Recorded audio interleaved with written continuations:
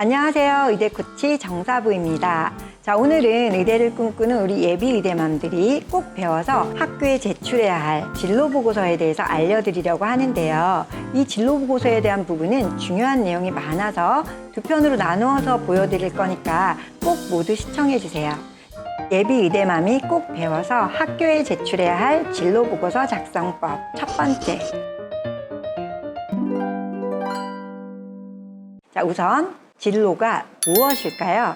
초중등 아이들에게 진로라는 개념은 아이가 1년 동안 경험해야 할 직접 간접 체험에 대한 주제를 정하는 것입니다. 자, 여기서 간접 체험이란 진로 관련 책을 읽는 것이고 직접 체험은 진로에 대한 다양한 활동을 해보는 것입니다. 자, 예를 들면 아이가 의사가 되고 싶다고 한다면 1년 동안 아이의 진로의 주제를 의사로 두고 의사 관련 책도 읽게 해주시고 의사의 연봉이 얼마인지 근속연수는 몇 년인지 의사라는 직업의 장단점은 무엇인지 엄마와 아이가 함께 조사도 해보고 직접 의사분들도 만나 궁금한 점도 인터뷰해보는 것. 자, 이런 것들이 바로 진로 활동입니다. 자, 그런데 아직 진로에 대한 명확한 꿈이 없거나 부모님과 아이의 진로에 대한 생각이 서로 다르다면 오늘 의대 코치 정사부가 알려드리는 방법들을 통해서 진로 구체화를 해보시는 것이 도움이 되실 거예요. 여기서 중요한 점은 진로에 대한 모든 직접 간접 활동들은 꼭 기록해 남겨놔야 한다는 것인데요. 자, 이런 진로에 대한 기록들을 보기 좋게 만들어 놓은 것이 바로 진로 보고서입니다.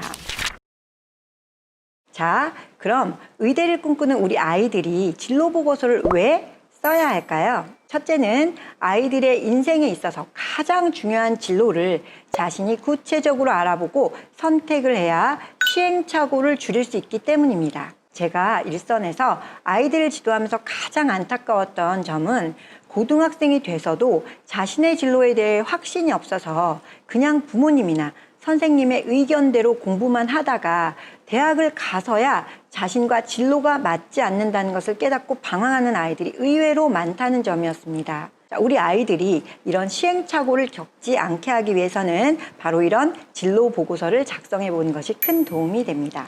둘째는 학생기록부에 아이의 진로에 대한 노력이 잘 기재돼야 하는데 이때 이 진로 보고서가 진로에 대한 아이의 노력을 보여줄 수 있는 훌륭한 자료가 되기 때문입니다. 예전에는 학생기록부에 진로, 희망, 사항이라는 항목이 있어서 모든 학생이 꼭 써야 하는 필수 항목이었습니다. 자, 그런데 지금은 학생부가 간소화되면서 기존에 있던 진로, 희망 사항이 삭제되고 창의적 체험활동 내에 진로활동 특기사항에 기재되게 되었습니다. 다시 말하면 예전에는 엄마가 챙기지 않아도 모든 학생들이 자신의 진로에 대해서 썼다면 이제는 학생이나 엄마가 따로 챙겨서 학생부에 기록되게 하지 않으면 진로 부분에 대해 그저 특별할 거 없는 평범한 학생기록부가 될 수도 있다는 말입니다. 자, 물론 자유학년제에 의해서 중1학년 때 여러 가지 진로 탐색 활동을 하지만 누누이 말씀드렸듯이 전교생이 모두 하는 활동들이 학생부에 기록되는 것은 큰 의미가 없습니다. 학생기록부가 차별화되려면 내 아이 혼자나 내 아이가 속해 있는 소수의 그룹만이 경험한 활동들 또는 남과 다른 기록들을 학생부에 올려야 면접을 부르고 싶을 만큼 매력적인 학생부가 됩니다. 따라서 내 아이가 스스로 만든 진로 보고서를 선생님께 제출하여 학생기록부에 기록되게 하세요. 자, 그리고 우리 예비의대맘들은 학교에 상담 가실 때 그냥 가지 마시고 한 학년에 적어도 한 번은 꼭 우리 아이의 진로 보고서를 가지고 담임 선생님과 진로 담당 선생님 그리고 아이의 진로와 연관 있는 담당 과목 선생님들께 제출하고 오셔야 합니다. 자, 그리고 내 아이 진로에 대해서 꼭 어필하시는 것도 잊지 마시고요. 자, 예를 들어서 선생님, 제 아이는 부족하지만 의대가 목표이고요.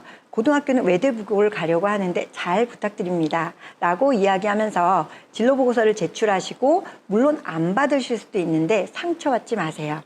앞으로 중1부터 고3까지 해마다 제출하셔야 합니다. 자, 분명히 그중에 몇 분의 선생님은 우리 아이 학생기록부에 유리하게 반영시켜 주실 거예요. 자, 그 노력이 우리 아이의 의대 입시 성공을 결정지어 줄 수 있습니다. 참, 중1은 학교별로 여름방학이나 2학기 때 진로보고서 쓰기가 숙제로 나오기도 하고 진로보고서 대회를 여는 학교도 있으니까 참고하시고요. 셋째는 진로 보고서를 통해서 만들어진 주제를 가지고 독서, 동아리, 봉사활동 등을 설계하고 학생기록부 전반에 멋진 스토리를 만들 수 있습니다.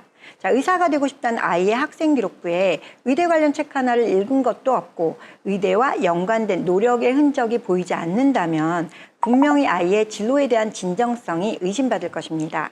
자, 의사라는 진로를 주제로 정했으면 매년 2월경에는 부모님과 아이가 둘러앉아서 학교 알림이를 보면서 올해 이 진로에 대한 주제에 맞는 독서나 동아리, 봉사활동, 그리고 참여할 교내대회 등을 설계해 봐야 하는데요. 자, 이것이 바로 학생부 설계입니다. 자, 이제 중1부터는 1학기가 시작되기 전인 2월에는 무조건 예비 의대맘들께서는 아빠와 아이가 함께 꼭 진로 보고서를 통해 아이의 1년간 체험할 진로의 주제를 정하시고 그 주제에 맞게 학생부 설계를 하셔야 한다는 거 잊지 마세요.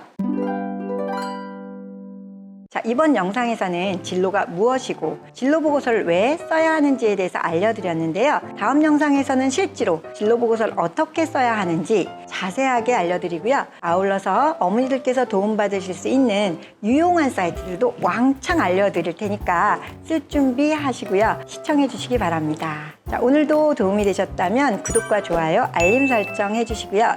의대를 꿈꾸는 예비 의대맘들께서 진짜 의대맘이 되는 그날까지 의대코치 정사부가 함께하며 도와드리겠습니다. 다음 영상에서 봬요. 감사합니다.